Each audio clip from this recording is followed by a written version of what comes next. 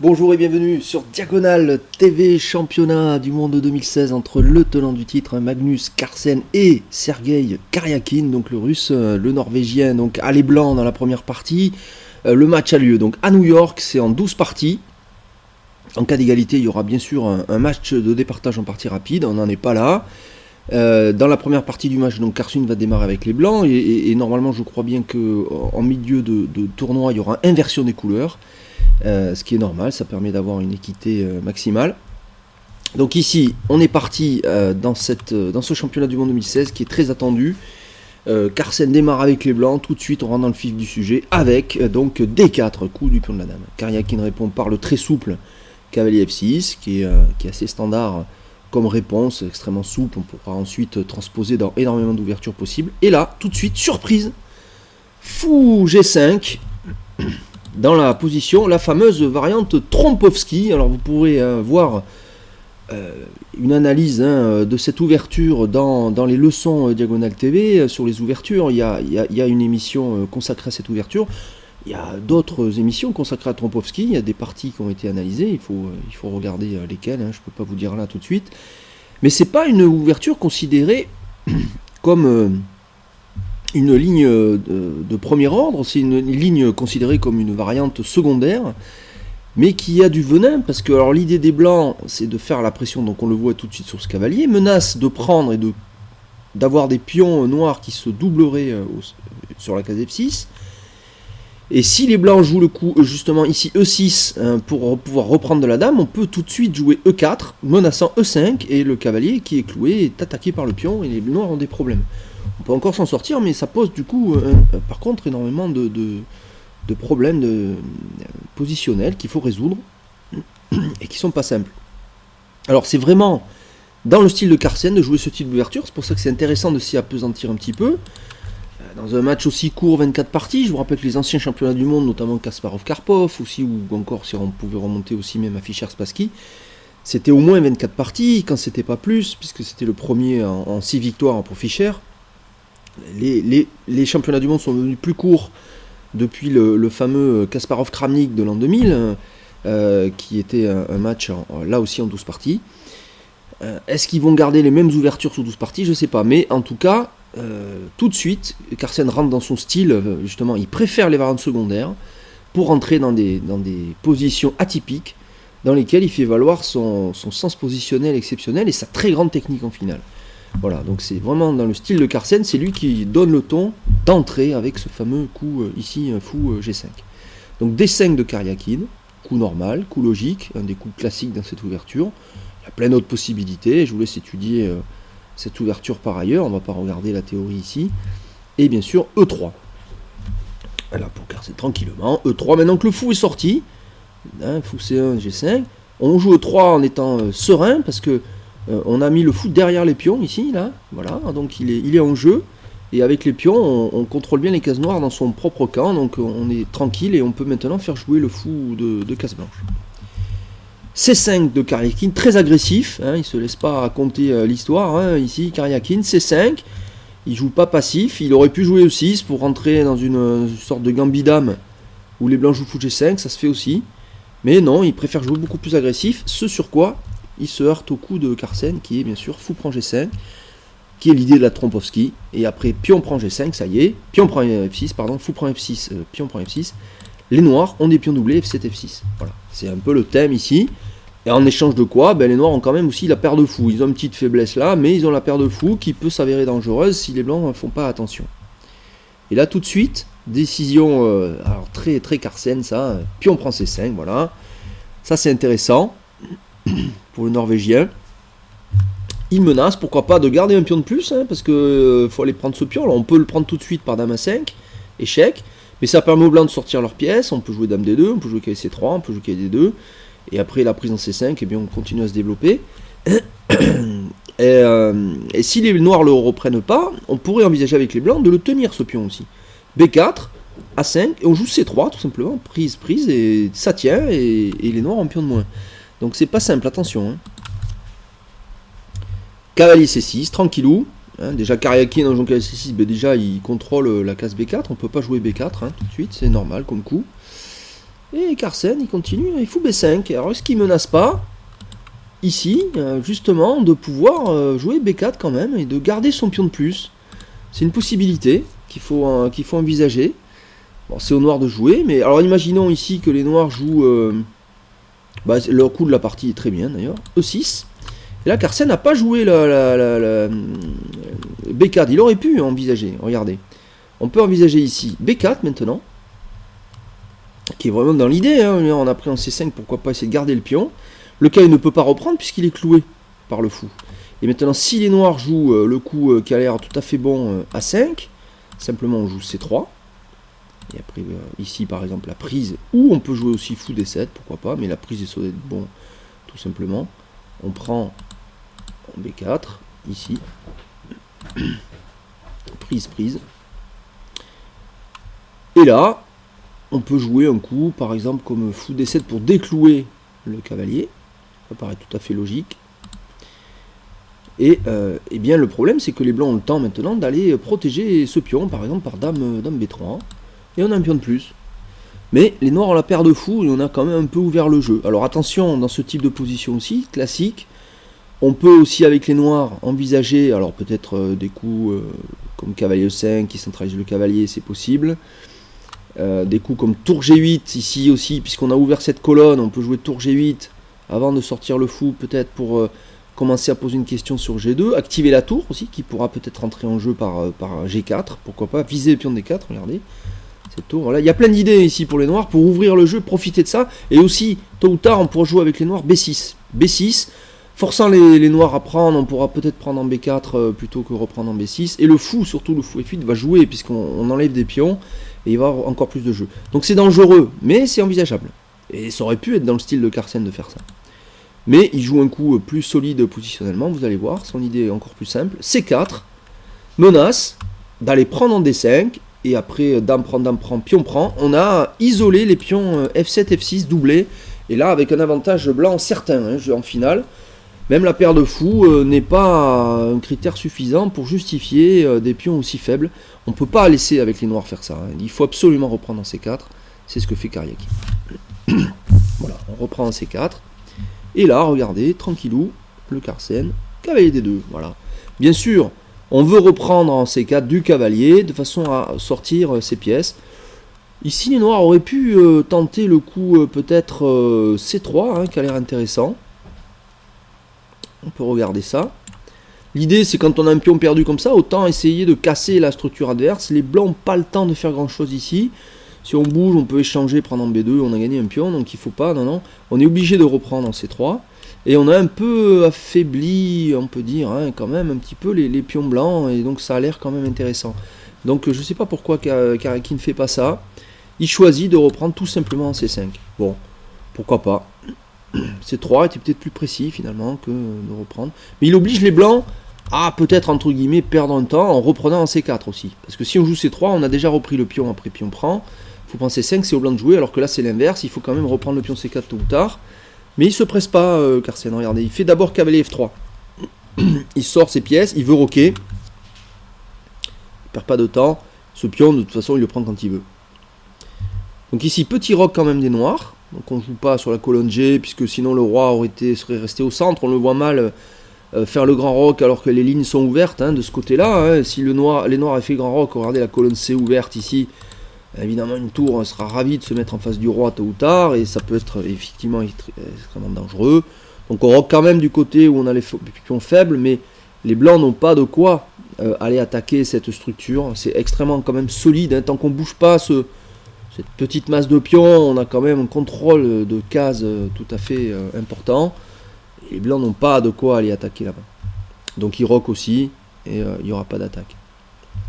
Là maintenant, cavalier A5. Alors attention, comme on l'a dit tout à l'heure, on peut aussi s'accrocher à ces pions. Regardez, donc là on s'accroche. Avec cavalier A5, on s'accroche au pion C4 un petit peu, même si les blancs peuvent reprendre, il y a fou cavalier qui attaque. Voilà. Mais bon, on menace un petit peu d'essayer de s'accrocher. Ici, on menace peut-être A6, B5 pour gagner du temps. A6, ça obligerait à reprendre du fou. On peut soit jouer B5 ensuite, soit prendre le fou et ensuite jouer B5 pour mettre le fou en B7 avec deux fous magnifiques et qui compensent largement le pion doublé. Donc tour C1 tranquillement pour Carsen qui rajoute de la pression sur la colonne. Il prend quand il veut en C4 et il continue à développer ses pièces. Regardez comme il se presse pas, il se développe. Et là Karyakin joue le coup fou E7. Alors fou E7, ouais je dis c'est quand même pas un coup qu'on a vraiment vraiment envie de jouer, mais bon, il revient à la maison après avoir pris, il a toujours pas fini son développement. Bon, il doit se dire qu'il craint pas grand chose pour l'instant. C'est vrai que les blancs, bien qu'ils soient bien développés, n'ont pas non plus de menace directe. Bon, en jouant E7 aussi, on garde un œil sur F6.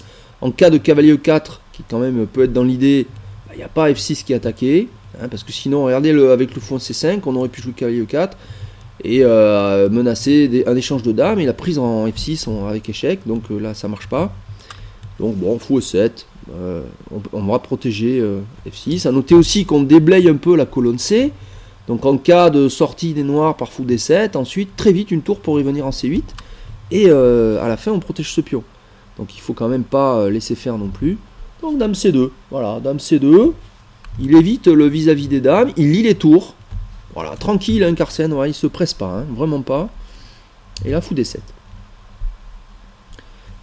Karyakin se dépêche maintenant de finir son développement. Fou D7, très bon coup. Juste à temps, parce que sinon, l'autre tour serait venu en D1, et sur fou D7, ici, on aurait pu sortir le cavalier, et on aurait cloué le fou ici. Regardez, la tour aurait attaqué la dame, avec le fou D7 cloué, ça aurait été très très embêtant. Donc il le fait au bon moment, fou D7, et en même temps, il peut menacer derrière si les blancs ne font pas attention, jouer tour C8, attaquer ici, protéger C4, et les blancs ont des problèmes, il faut reprendre ce pion, qui est quand même pour l'instant un pion de moins. Ils peuvent le prendre quand ils veulent les blancs, mais pas trop tard non plus, sinon ça sera trop tard, effectivement, on ne pourra pas. Donc fou prend D7, dame prend D7, et là, très joli coup de Carsen, j'aime beaucoup ce coup, qui a l'air de rien, il prend pas tout de suite en C4, s'il avait pris en C4, il aurait pu se faire clouer avec peut-être des petits soucis, il faut faire attention, même c'est sûr, il aurait eu des soucis. Donc il aurait fallu se dégager, c'est encore jouable de se dégager, mais avec peut-être des problèmes, même très certainement des problèmes. Donc il le fait au bon moment, regardez un très joli coup, dame C3, j'aime beaucoup ce coup. Alors, allez, dame C3. Alors dame C3, j'attaque le cavalier A5, qui est quand même un cavalier ici, le cavalier A5 ici attaqué donc par la dame, qui est un cavalier qui protège C4. Donc si le cavalier s'en va, enfin ça y est, je prends C4. A noter qu'il n'y a plus la paire de fous du côté noir, puisqu'on a échangé. Et on se retrouve avec quand même une petite faiblesse, petit avantage blanc. Tout à fait le style de Carsen. A noter d'ailleurs qu'un coup comme cavalier E4 pose un problème tout de suite sur F6. Je fais quoi pour protéger F6 qui est aussi attaqué par la dame C3? Si le roi bouge, on peut avoir des thèmes après sur le roi. Dès qu'un roi bouge, il s'expose aussi. Regardez, en venant ici en G7, pour protéger F6, en cas de cavalier E4, les noirs pourront s'exposer plus tard à un cavalier en H5 échec. Par exemple, ce cavalier E4 vient en G3, et il peut y avoir un échec, et il peut y avoir des thèmes. Donc attention, attention, dame C3, très joli coup, très technique. Regardez ce qui suit, un très joli coup de Karyakin aussi, il fallait faire attention. Dame D5, superbe. Très bonne réponse, peut-être sans doute la meilleure réponse. Il fallait trouver ce coup. Je protège à 5, et en même temps, regardez, j'empêche le coup cavalier E4. Et il fallait le faire, parce que sinon on avait des soucis. Donc c'est un très joli coup, très solide de Karyakin. Voilà, on est en championnat du monde, ça rigole pas. Vous voyez que ça, c'est très précis, y compris dans des positions comme ça qui ont l'air de rien, mais qui peuvent très vite basculer sur quelque chose de dangereux. Donc maintenant, c'est le moment pour Carsen de faire le joli coup simple, d'aller reprendre. Attention, les noirs peuvent aussi menacer, mais attention, tour FC8 ou tour AC8, et puis c'est fini, on reprendra jamais ce pion, et là on a des problèmes avec les blancs, donc il faut prendre maintenant, et vu que la dame est en C3, il n'y a pas de problème ici, il n'y a pas de clouage, puisque je peux prendre le cavalier. Ça c'est important, tour C8, le fait qu'on ait joué ce coup dame C3, je prends, en étant protégé par mon cavalier C4, donc en cas de prise de la dame, et là je gagne une pièce, donc il faut faire attention ici, pour les noirs, on peut pas vraiment aller clouer. Enfin, on pourrait à la limite, il faudrait clouer, dame prend cavalier, on prendrait le cavalier C4 de la tour, mais on perdrait à 7 tout simplement. Les blancs feraient même pas dame prend dame, puis on prend, on ferait pas ça, même si ça serait pas mal aussi positionnellement, mais on prendrait tout simplement le pion A7. Enfin non, on peut pas, hein, il faut pas, donc c'est l'heure maintenant, tout simplement, pour les noirs de reprendre.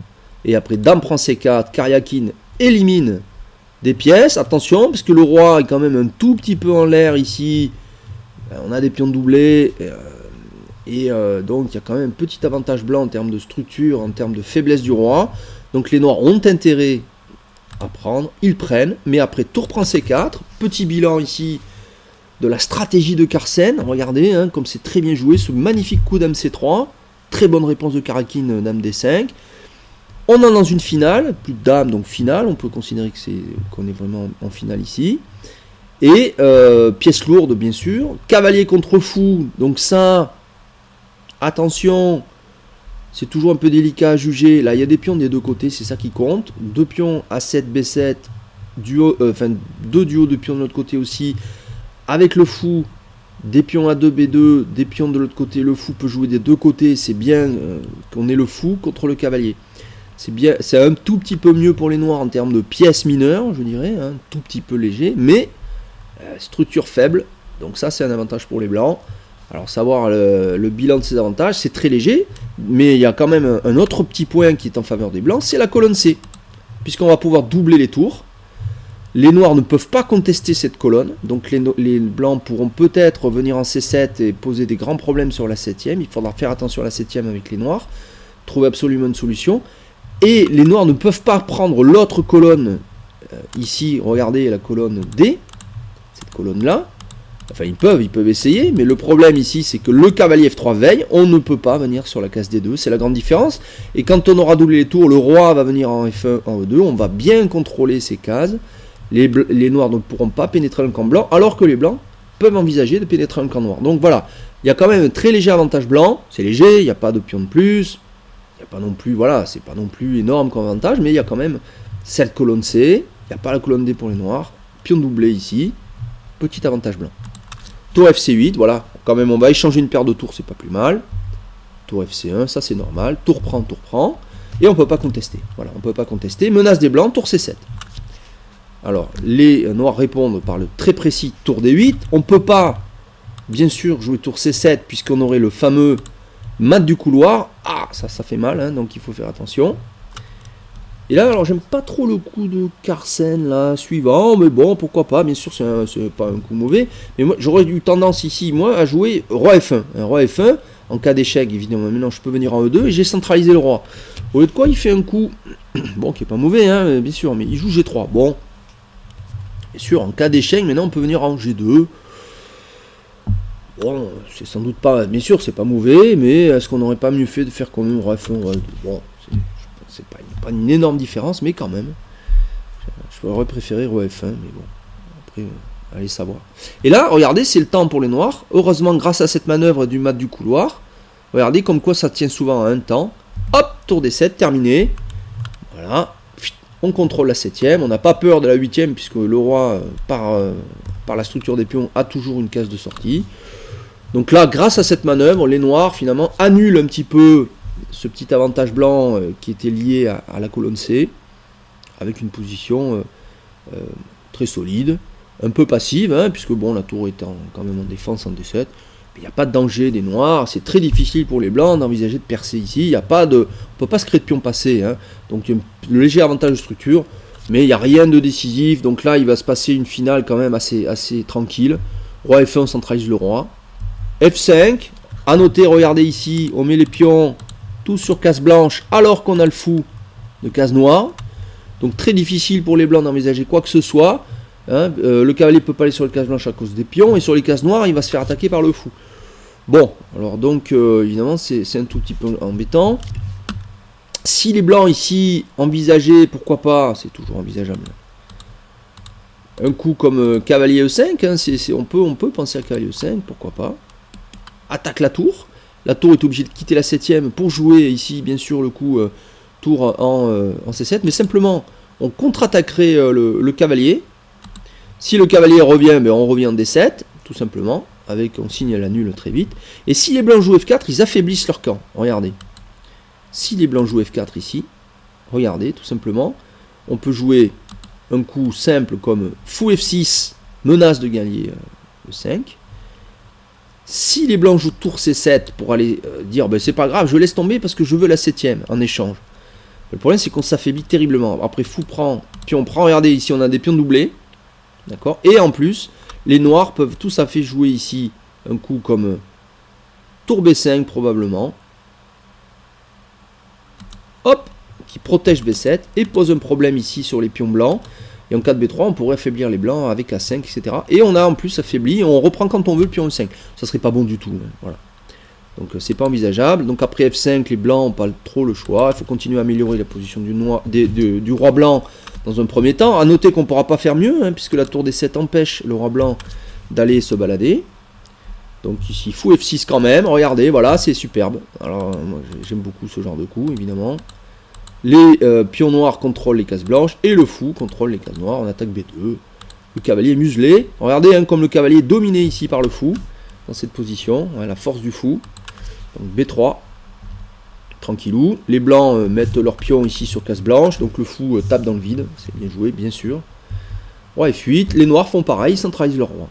Bien entendu. Et là, petit coup. H3. Bon là, on met un pion sur case blanche ici. Bon, à mon avis, c'est un coup qui sert à rien du tout. Hein. C'est vraiment un coup, quasiment d'un coup d'attente. D'ailleurs, les noirs font pareil. Ils jouent H6. Bon, ils mettent un pion sur case noire. Bon, mais c'est pas grave. Le fou, regardez comme le fou. De toute façon, ce cavalier peut rien faire. Toutes les cases noires ici, toutes les cases du camp noir, pas les cases noires, mais les cases du camp noir, que ce soit les cases blanches ou les cases noires, toutes les cases sont prises. Donc, on peut rien faire avec le cavalier. On peut pas bouger. Il faudrait essayer d'aller faire des choses de l'autre côté, mais on va pas. C'est très difficile d'envisager. Faut venir en D3, peut-être en C5, essayer de créer des petites menaces. Mais il n'y a vraiment rien, quoi. C'est très solide de côté noir, on ne peut rien faire. Donc cavalier E1, voilà, il le fait, Carsen, il va tenter quelque chose quand même. Roi E7, cavalier D3, il manœuvre un peu. Et là, roi D8, bien joué, bien sûr. Regardez, Karyakin qui est arrivé jusqu'en D8, pourquoi avec le roi, on empêche la tour définitivement de venir. Donc on libère la tour D7, elle va pouvoir bouger. C'est ça l'idée, hein, avec le roi noir de prendre ses cases, c'est que cette tour n'est plus obligée de rester sur la 7ème. Et on peut aussi, pourquoi pas, proposer des échanges de tours. Hein. La finale de pièces mineures, les noirs sont tranquilles, puisque le fou est plus puissant que le cavalier dans ce type de position, donc ça compense les pions doublés largement. Hein, pourquoi il est plus puissant? Parce qu'il contrôle les deux côtés. Hein, donc il peut avoir une vision totale hein, des deux côtés, enfin totale. Il peut avoir vue des deux côtés, alors que le cavalier, lui, pour aller d'un côté à l'autre, il faut jouer plusieurs coups, et ça lui prend du temps. Donc ici F4. Alors les blancs mettent leurs pions sur case noire ici. Souvent on déconseille quand le fou, mais là le fou peut pas vraiment attaquer les pions. C'est très difficile d'aller faire le tour, on peut pas. Et c'est le genre de coup qui sert à ce qu'on appelle dominer. On domine le fou, c'est-à-dire qu'on prend les cases du fou avec les pions. Et donc ce fou, il est solide parce qu'il empêche les blancs de manœuvrer avec leur cavalier. Il est de couleur complémentaire des pions. Mais ici, il est dominé, donc il ne pourra pas se balader non plus, il ne pourra pas créer des menaces dans le camp blanc. H5. Voilà, H5, on peut menacer H4, pourquoi pas, essayer d'affaiblir la structure blanche ici. Si on garde les tours, on pourrait jouer contre le pion H après, ou tout simplement, on joue H5 pour empêcher les blancs de jouer G4. Voilà, tout simplement. Aussi. Et il n'y a pas de risque, simplement, on ne veut même pas jouer H4, c'est surtout pour empêcher les blancs de jouer G4. Il n'y a pas de possibilité. Donc on annule toute velléité de la part des blancs. A4 pour les blancs, qui essaient de créer un petit peu une pression de ce côté-là, avancer les pions, et avec le cavalier ensuite créer des menaces, essayer de créer du contre-jeu. Mais simplement, tour D5, voilà, tour D5. Voilà, je peux menacer B5, pourquoi pas, ici. B5, pion prend, tour prend, j'ai activé la tour, j'attaque B3, c'est envisageable. Donc là, Carsen l'empêche, hein, avec cavalier C5, on ne peut pas jouer B5, puisqu'il y aura prise tout simplement. On attaque aussi le pion B7. Et les noirs répondent simplement par B6, pas de problème. Et là, maintenant, cavalier A6, alors attention, hein, du côté noir, il faut faire gaffe ici. Il peut y avoir des trucs, alors imaginons que les noirs jouent quand même B5 ici, c'est jouable, B5, pour essayer de simplifier un peu. Pourquoi pas, même s'il n'y a pas de problème, hein, ils sont vraiment pas sous pression. Hein. Pion prend ici, tour prend, on attaque B3, mais on a joué cavalier A6, donc on peut jouer avec les blancs. Tour C7, tour C7, on menace de prendre A7 et les noirs ne peuvent rien faire. Ils sont obligés d'aller prendre B3. Tour prend. Voilà. Et bon, la position ici est peut-être un tout petit peu mieux par rapport à la position précédente pour les blancs, puisque les pions sont du même côté maintenant, donc il n'y a plus d'avantage du fou sur le cavalier en termes de structure. Et bon, alors après, il y a les pions doublés, bien sûr, mais bon, le roi noir, de toute façon, très vite, va pouvoir revenir en G7 ou en G6, où il contrôle tous ses pions. On voit pas ce que les blancs peuvent faire ici, à part un coup, une arnaque, comme on dit, hein, pourquoi pas. Alors, donc, cavalier A6, donc les noirs ne rentrent pas là-dedans, ils jouent tranquillement, un coup d'attente, fou E7, à toi. Fou E7, à noter que là, le cavalier a du mal à sortir, parce que B4 est pris par le fou, C5 aussi, C7, c'est quand même délicat, et B8, pourquoi pas, alors B8, ça paraît quand même une bonne idée, et c'est ce que fait Carlsen. B8, puisque je menace cavalier A6, échec, gagne le pion A7, il faut faire quelque chose. Il a tout prévu, il joue A5, voilà, A5, et il veut mettre son fou en C5, voilà, fou en C5, regardez que ce fou, une fois qu'il a fini, il tapait dans le vide ici, en C5 au moins il protégera B6, et pourquoi pas, une petite pression sur E3, ma foi, mange pas de pain, même si ça ne menace pas grand chose. Voilà, cavalier C6 échec, roi 8, et les blancs jouent cavalier E5, bon, ils auraient pu échanger, mais la finale de tour, on dit souvent les finales de tour sont nulles. Le pion doublé n'est pas vraiment un gros critère ici, c'est quand même très solide aussi, donc ça suffira pas pour gagner. Donc ici, fou C5, tour C3, tente encore des petites choses ici, roi E7, et voilà, ça y est, Carlsen rentre, il veut échanger. Donc finalement, là, il est d'accord de rentrer en finale, cavalier contre fou. Regardez comme il est serein sur sa position ici. Là. Tour prend, roi prend, et là, Karyakin joue simplement F6. Et ça va vite finir. Cavalier C6 échec, pour pas perdre de temps. Roi D6. Cavalier D4, évidemment. Alors en cas de prise du fou, sans doute, après roi prend, les blancs ont un tout petit avantage à cause des pions doublés. Bon, je suis même pas sûr que ça suffise à faire quoi que ce soit. Donc les noirs de toute façon ne prennent même pas, ils sont pas obligés, donc ils gardent le fou contre le cavalier. On joue en roi D5. En plus, ils empêchent définitivement la menace E4 ici, enfin la menace. Le coup E4, on peut pas parler de menace, hein, puisque c'est bien contrôlé. Bon, en plus le cavalier est en prise, mais je veux dire, voilà, on l'empêche à terme.